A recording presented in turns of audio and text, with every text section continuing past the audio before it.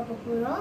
நம்ம வீடியோக்குள்ளே போகிறதுக்கு முன்னாடி நம்ம சேனலை ஃபர்ஸ்ட் டைம் பார்க்குறவங்களா இருந்தால் சப்ஸ்கிரைப் பண்ணிடுங்க. கூடவே பக்கத்தில் உள்ள பெல் ஐக்கானை கிளிக் பண்ணிடுங்க. தேவையான பொருள் என்னென்னு பார்க்கலாம் வாங்க.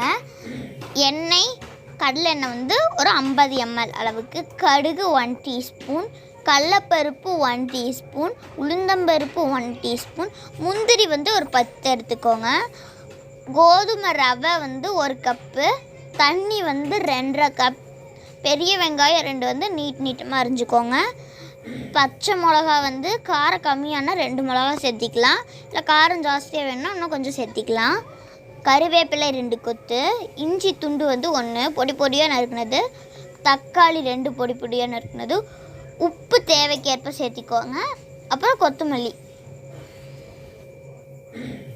ஓகே ஃப்ரெண்ட்ஸ், நல்லா வடிச்சிட்டு அடுப்பில் வச்சாச்சு, காஞ்சிச்சு. இப்போ வந்து எண்ணெய் ஊற்றிக்கலாம்.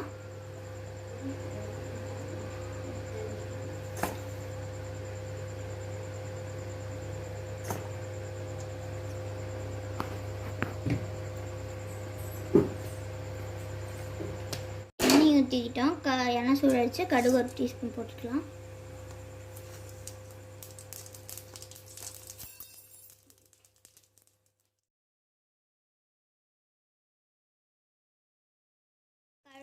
கடுகு பொரிஞ்சிருச்சு. நம்ம கடலப்பருப்பு உளுந்தம்பருப்பு சேர்த்திக்கலாம். பொன்னிறமான வரைக்கும் அதுக்கு எடுத்துக்கலாம். கடலப்பருப்பு இதெல்லாம் உளுந்தெல்லாம் போடலாம்.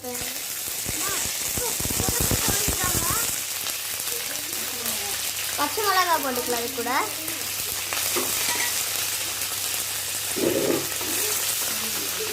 பெரிய வெங்காயம் 2 பொடி பொடி அரிஞ்சு சேர்த்துக்கலாம்.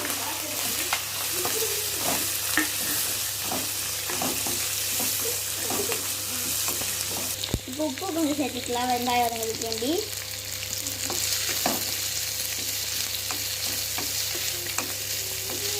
இப்போ வெங்காயம் வதங்கிடுச்சு, தக்காளி சேர்த்துக்கலாம்.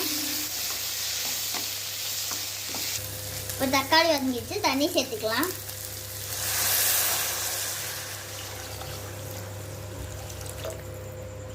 ஒரு கப் ரவைக்கு 2.5 கப் தண்ணி ஆயிடுங்க. இப்போ தேவையான அளவுக்கு உப்பு சேர்த்திக்கலாம். இப்போ வந்து தண்ணி கொதிச்சதுக்கப்புறமா தான் நம்ம ரவையை சேர்க்கணும். அதனால் தண்ணி கொதிக்கிட்டோன்னு நம்ம மூடி வச்சிடலாம். ஓகே ஃப்ரெண்ட்ஸ், தண்ணி நல்லா கொதிச்சு வச்சு நம்ம இப்போ ரவையை இருக்கிற சேர்த்திக்கலாம்.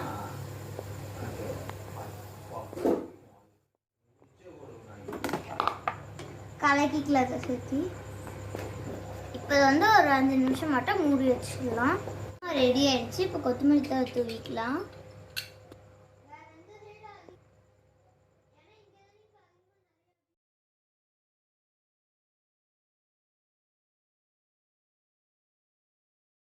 நம்ம உப்புமா ரெடி ஆயிடுச்சு. நம்ம இதை வந்து ஒரு பிளேட்டுக்கு மாற்றிக்கலாம்.